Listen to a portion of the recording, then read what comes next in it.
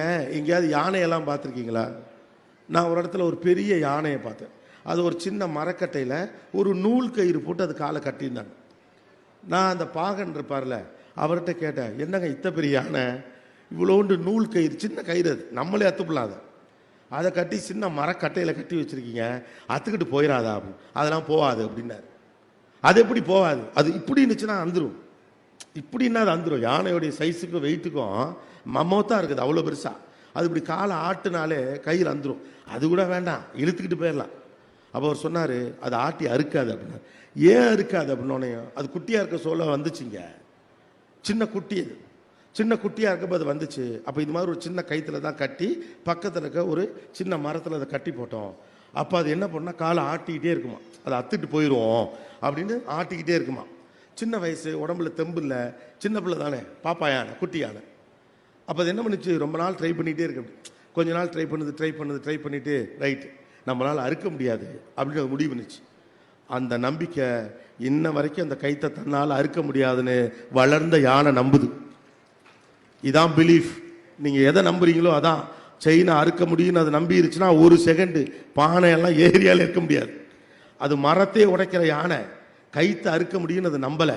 கயிற்றை அறுக்க முடியாமல் இருப்பதன் பின்னணியில் இருப்பது பலம் அல்ல, நம்பிக்கை.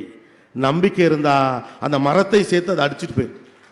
அப்போ when you move that you will understand what kind of a chains that you have tied. நீங்கள் நகரும் போது தான் உங்கள் கால்களை சுற்றி என்ன கயிறு கட்டப்பட்டிருப்பது உங்களுக்கு தெரியும். நீங்கள் நகராமல் உங்கள் கம்ஃபர்ட் ஜோனுக்குள்ளே செய்கிறதையே நான் திரும்ப செஞ்சுக்கிட்டே இருப்பேன். நீங்கள் செய்வதையே திரும்ப செய்து கொண்டிருந்தால் வாழலாம், வளர முடியாது. செய்வதையே திரும்ப செய்து கொண்டிருந்தால் வாழலாம், வளரலாம் முடியாது. காலைல 9 மணிக்கு போயிட்டு 5 மணிக்கு ஆஃபீஸ்க்கு ரிட்டர்ன் ஆகிட்டு அப்புறமா கையில் கட்டிட்டு வாக்கிங் போயிட்டு வடை தின்னுட்டு டீ குடிச்சிட்டு டிவி பார்த்துட்டு நீ நான் பார்த்துட்டு தூங்கி எழுந்திரிச்சிட்டு மறுநாள் காலைல வளரலாம், வாழ்ந்துக்கலாம், வளரலாம் முடியாது. எப்போ உங்களுடைய வழக்கமான வட்டத்தை விட்டு உங்கள் கயிறை அத்துக்கிட்டு நீங்கள் வெளியே வர்றீங்களோ அன்னைக்கு தான் உங்கள் பலம் என்னன்னு உங்களுக்கு தெரியும். உண்மையிலேயே நீங்கள் என்ன கற்றுக்கணும்னு தெரியும். எதெல்லாம் நான் கைவிடணும்னு முதல்ல அப்போ தான் தெரியும். Come out, these are all chains.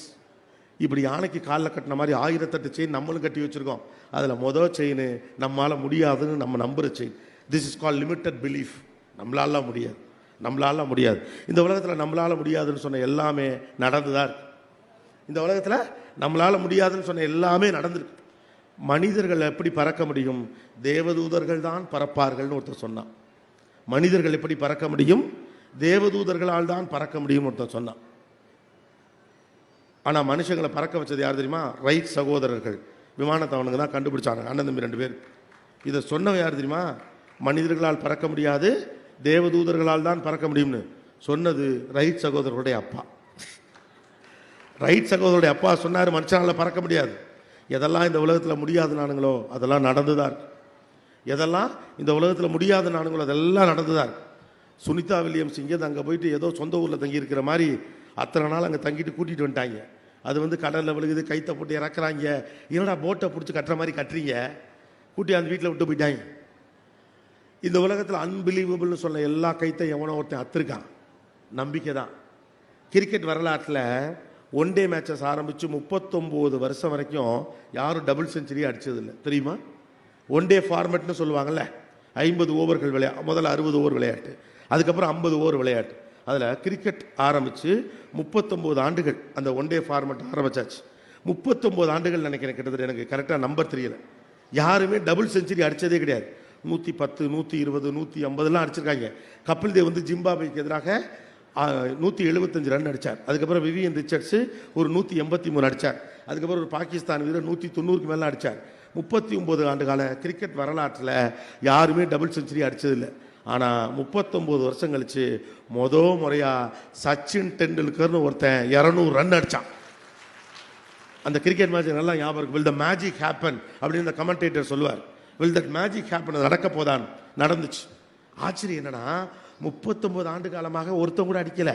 39 வருஷம் கழிச்சு ஒருத்தன் அடித்தான்ல, அடுத்த வருஷமே சேவாக் அடித்தான், அடுத்த வருஷமே ரோஹித் சர்மா அடித்தான், அடுத்தடுத்து ரோஹித் சர்மா 2-3 அடிச்சு விட்டான். இப்போ உலகத்தில் டபுள் செஞ்சுரி அடித்தவன் வருஷத்துக்கு 2 பேர் அடிக்கிறான்.